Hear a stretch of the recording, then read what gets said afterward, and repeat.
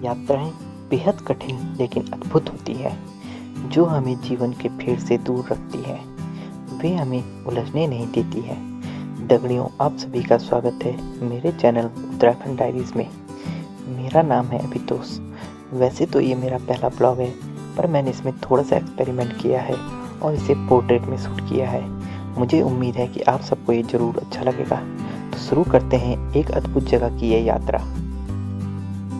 ऋषिकेश को लोग योग नगरी, राम झूला और लक्ष्मण झूला के लिए जानते हैं। मेरे लिए ऋषिकेश कहीं और है, जहाँ शांति है, सुकून है और गंगा की आवाज़ है। ऋषिकेश शून्यताओं से भरा हुआ है।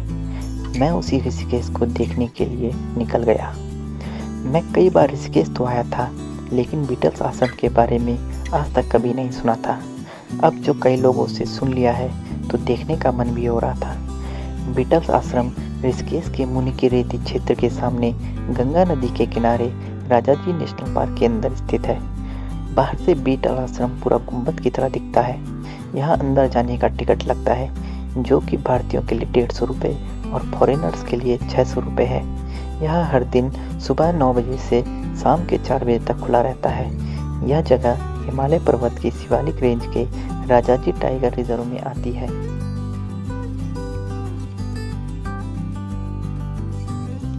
स्थानीय लोग इस जगह को 84 कुटिया के नाम से भी जानते हैं। महर्षि योगी जी ने सर्वप्रथम 1960 में इस स्थान का दौरा किया था।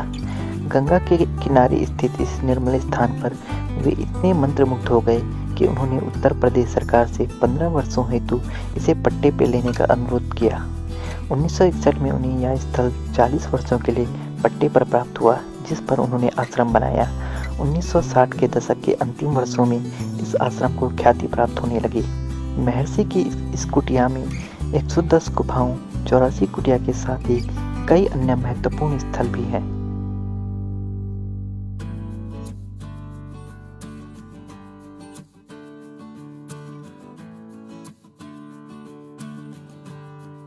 महर्षि महेश योगी योग, साधना और आध्यात्म जगत का एक महान प्रकाश पुंज माने जाते हैं। अपने भावातीत ध्यान की वजह से दुनिया भर में पूजनीय रहे महर्षि ने उत्तराखंड के ऋषिकेश में जिस स्थान पर कभी योग साधना की थी, वह अब मशहूर रॉक बैंड बीटल्स के नाम पर बीटल आश्रम बन चुका है। 60 और 70 के दशक में पश्चिम से लोग भारत आ रहे थे। आध्यात्म व दर्शन के मामले में भारत की ओर दुनिया खिंची चली आती है। बस इसी आकर्षण के चलते संगीत के सितारे भारत की धरती पर चले आए। ये किस्सा है 20वीं सदी के सबसे बड़े रॉक बैंड बीटल्स के भारत भ्रमण का। 4 नौजवानों ने मिलकर ब्रिटेन के इस बैंड की रचना की थी। ये चारों फैब फोर के नाम से मशहूर हुए। John Lennon, Paul McCartney, George Harrison और रिंगो स्टार। 60 के दशक में जब महर्षि पहले से ही एक प्रसिद्ध योग शिक्षक के रूप में प्रसिद्ध थे और Britain pop band the Beatles पूरी दुनिया के करोड़ों दिलों पर अपनी जादुई धुन से राज कर रहा था, ठीक उसी समय इन रॉक स्टारों की दीवानगी और उत्सुकता योग व अध्यात्म की ओर जागी। बस फिर क्या था, अपना बोरिया बिस्तर बांधकर वे चले आए महर्षि योगी के आश्रम ऋषिकेश। वैसे भी भारत से अच्छी जगह और क्या हो सकती है मेडिटेशन के बारे में जानने के लिए। अतीन्द्रिय ध्यान यौगिक ध्यान का ही एक तकनीक है, जिसे महर्षि महेश योगी द्वारा शुरू कर किया गया। बीटल्स ग्रुप कई दिनों तक महर्षि महेश योगी आश्रम में रहा था, जिसकी वजह से यह आश्रम बीटल्स आश्रम के नाम से जाना जाने लगा। बीटल्स पहली बार 1967 में महर्षि महेश योगी से लंदन में मिले थे और वे महर्षि से प्रेरित थे। इसीलिए उन्होंने वेल्स में महर्षि महेश योगी की एक संगोष्ठी में भी भाग लिया।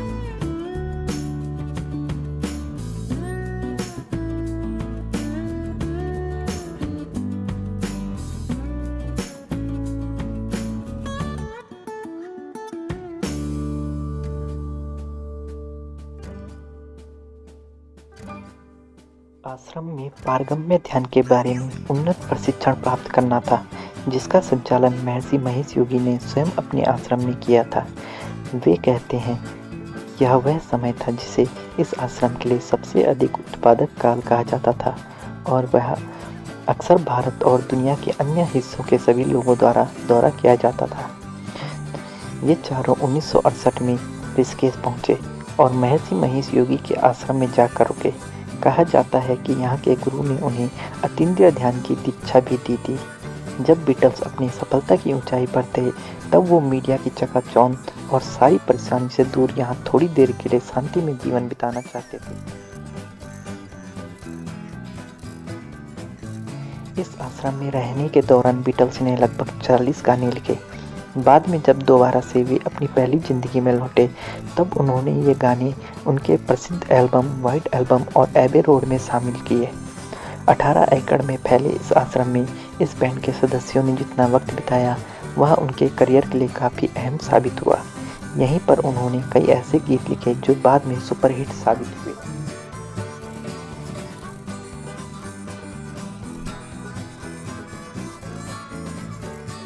बताया जाता है कि फैब फोर का महेश योगी के साथ मनमुटाव हुआ, जिसके बाद उन्होंने वहां न लौटने का फैसला किया।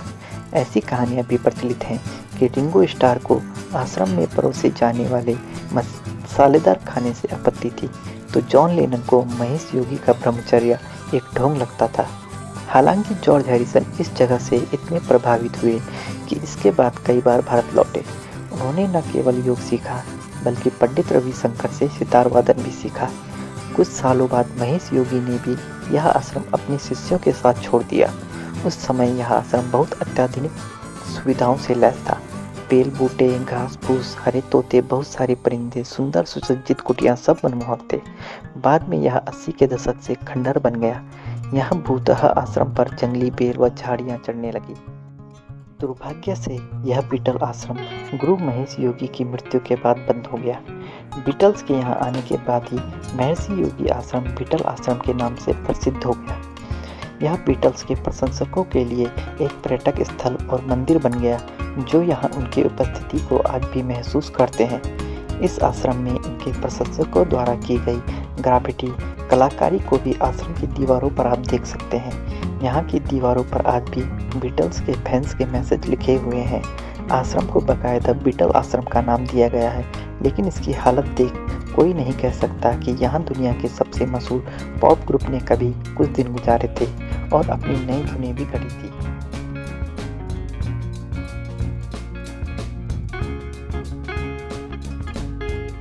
करीब 30 साल तक यह आश्रम खाली पड़ा रहा और वर्ष 2003 में यह इलाका वन विभाग के क्षेत्र में शामिल कर लिया गया। धीरे धीरे इसे फिर खोलने पर विचार किया गया। बीटल आश्रम के नाम से विख्यात महर्षि योगी के 84 कुटिया आश्रम को 8 दिसंबर 2015 को आम जनता के लिए खोल दिया गया था। आश्रम अब इको फ्रेंडली टूरिस्ट लोकेशन में तब्दील हो चुका है। यहाँ पर मेडिटेशन क्लास और योगा क्लास चलती